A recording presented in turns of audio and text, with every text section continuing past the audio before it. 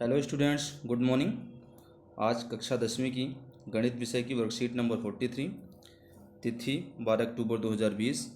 और आज का हमारा प्रकरण है, आज का जो टॉपिक है, एक बिंदु से एक वृत्त पर स्पर्श रेखाओं की संख्या।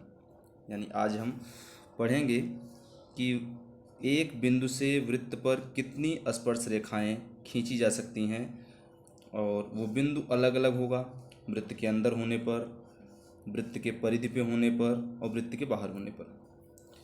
तो पिछले वर्कशीट में भी हमने इसी से संबंधित टॉपिक को किया हुआ था, और ये एनसीईआरटी की 10वीं क्लास की 10वें चैप्टर से 10वें चैप्टर जो कि वृत्त से संबंधित है, उससे रिलेटेड टॉपिक है। तो आप यहाँ से करने के बाद उसको भी ज़रूर देखिएगा और उसकी एक्सरसाइज करने का प्रयास करिए। आइए शुरू करते हैं। याद कीजिए और बताइए कि एक डैश दिया है, वृत्त को दो बिंदुओं पर स्पर्श करती है। हमने पिछले वर्कशीट में इसके बारे में बेटा डिस्कस किया हुआ था कि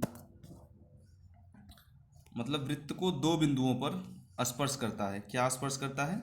तो वृत्त की जीवा, ठीक है, वृत्त की जीवा वृत्त को दो बिंदुओं पर स्पर्श करता है। ठीक है, ये इस टाइप से, ये जो हमारी जीवा होती है, ये वृत्त को दो बिंदुओं पर स्पर्श करती है। ये मान लो हमारे दो बिंदु ए और बी हैं, ए और बिंदु पर स्पर्श करती है। सेकंड क्वेश्चन है, किसी वृत्त की स्पर्श रेखा उसे कितने बिंदुओं पर स्पर्श करती है? तो किसी वृत्त की स्पर्श रेखा उसे एक बिंदु पर स्पर्श करती है।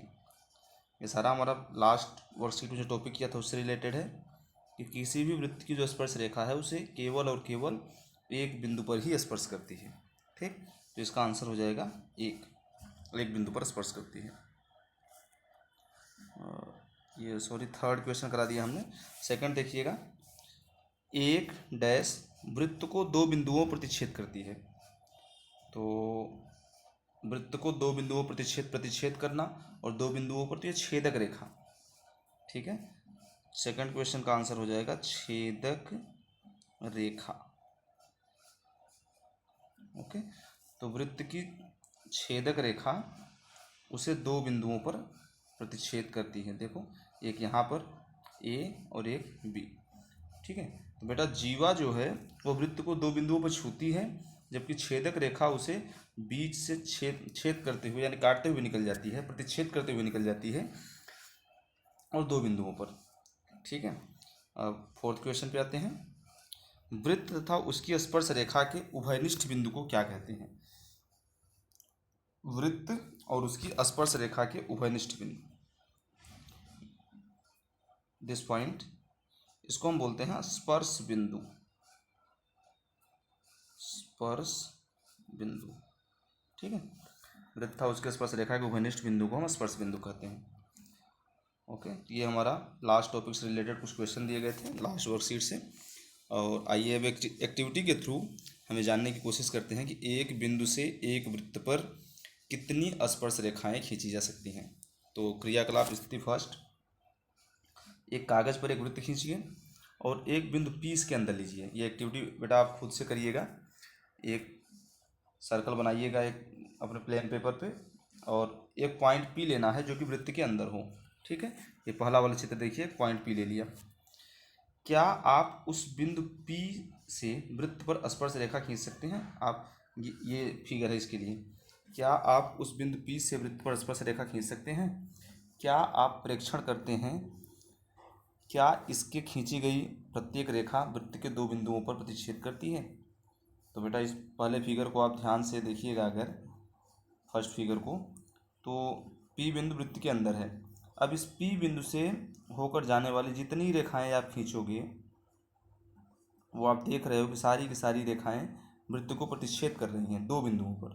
ठीक है, तो जबकि हमने पढ़ा है कि जो स्पर्श रेखा होती है वो एक बिंदु पर छूती है, जबकि इस P बिंदु से जाने वाली जितनी रेखाएं हैं वो वृत्त को दो बिंदुओं पर प्रतिच्छेद कर रही हैं, इसलिए ये छेदक रेखाएं हैं। तो इसका मतलब क्या निकला कि अगर बिंदु वृत्त के अंदर है, ठीक है, तो उससे कोई स्पर्श रेखा नहीं खींची जा सकती।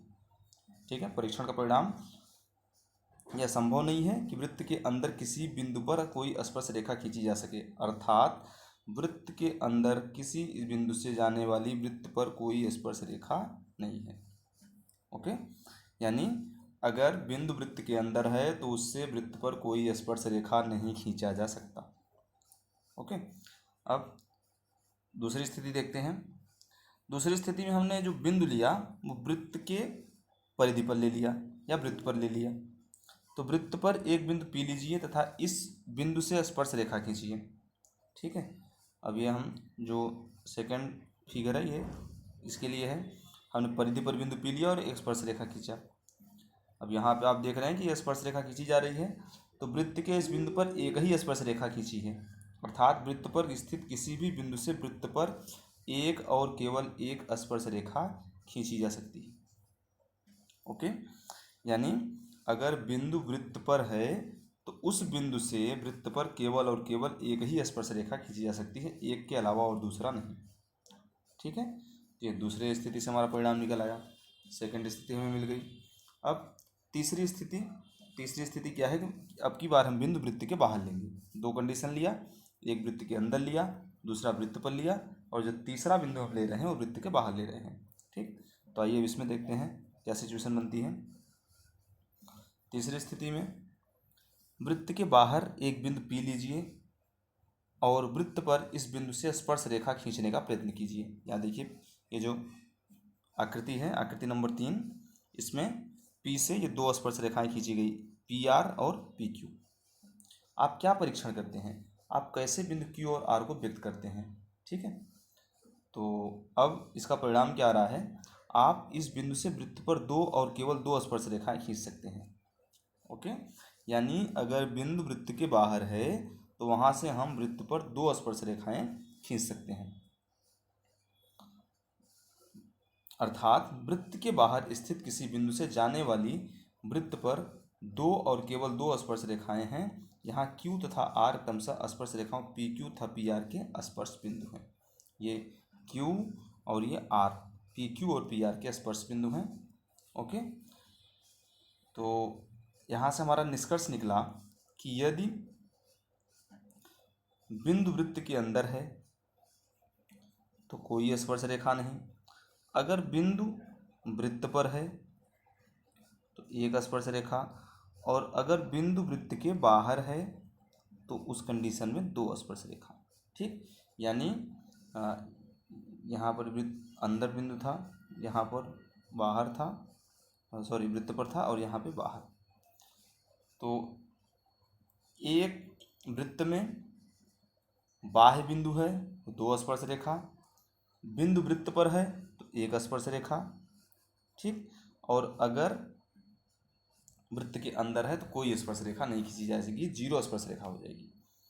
ठीक है, तो एक वृत्त में किसी भी बिंदु से अधिकतम दो स्पर्श रेखा और न्यूनतम जीरो स्पर्श रेखा खींची जा सकती है। ये हमारा निष्कर्ष निकला।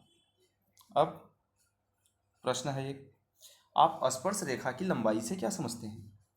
तो स्पर्श रेखा की लंबाई से हमारा मतलब जो होता है, किसी बाहरी बिंदु P से वृत्त की स्पर्श बिंदु तक स्पर्श रेखा खंड की लंबाई को बिंदु P से वृत्त पर स्पर्श रेखा की लंबाई कहते हैं। यहाँ बाह्य बिंदु से स्पर्श बिंदु तक, बाह्य बिंदु से स्पर्श बिंदु तक की जो लंबाई है वो हमारी स्पर्श रेखा की लंबाई होती है। यहाँ देखो ये P से Q तक की जो लंबाई है दैट इज PQ, और ये P से R तक की लंबाई PR, ये स्पर्श रेखा की लंबाई होती हैं और ये दोनों बराबर होती हैं। ओके, किसी भी बाह्य बिंदु से जो वृत्त की दो स्पर्श रेखाएं खींची जाती हैं उन दोनों की लंबाइयाँ बराबर होती हैं। ठीक है बेटा, अब कुछ प्रश्न दिए गए हैं। बिंदु से वृत्त पर खींची गई स्पर्श रेखाओं की लंबाइयाँ, अभी हमने देखा कि एक बिंदु से वृत्त पर खींची गई स्पर्श रेखाओं की लंबाइयाँ बराबर होती हैं। ठीक है, पहले का आंसर हो जाएगा हमारा बराबर होती हैं। दूसरा, वृत्त के बाहर स्थित किसी बिंदु से वृत्त से जाने वाली वृत्त पर केवल बिंदु वृत्त के बाहर है तो कितनी स्पर्श रेखाएं खींची जाएंगी? 2। तीसरा क्वेश्चन, वृत्त के अंदर किसी बिंदु से जाने वाली स्पर्श रेखा, बेटा 0, कोई स्पर्श रेखा नहीं खींची जा सकती। ठीक है, तो आज की वर्कशीट यहाँ से फिनिश होती है और इसको अच्छे से समझिएगा और आप इसके साथ साथ ही 10th चैप्टर की एक्सरसाइज को भी करने का प्रयास करिए। ठीक है, और मिलते हैं नेक्स्ट वर्कशीट में। Okay, thank you.